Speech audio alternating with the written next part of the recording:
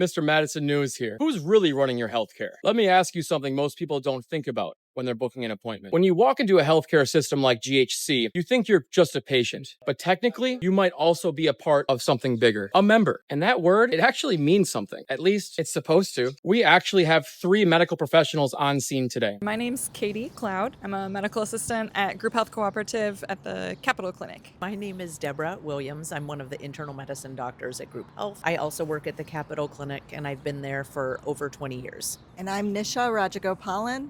I'm a family physician at the Hatchery Hill Clinic. I've been with GHC for 23 years. Why should I or any other GHC member take a quick 5 minutes out of their day to vote in this election? The election of our board members is where we have an impact as members to actually have a say in our organization. We are a member-owned cooperative, and this is our opportunity to actually have an influence on what happens. Voting is very easy. You just need to log online. We have decided who we are endorsing, and that's Chris Stroebel, Hendrik Lai, and Elise Taft. 5 minutes. That's shorter than most waiting room experiences. And yet, somehow, the decisions made in these elections can last a lot longer than the average appointment. As medical professionals associated with GHC, why is it important for members to vote against approval of the 2025 meeting minutes? Our 2025 annual meeting was not held in person. It was held virtually. We don't normally meet that way in a virtual meeting. It's usually an in-person meeting. There was no opportunity to ask questions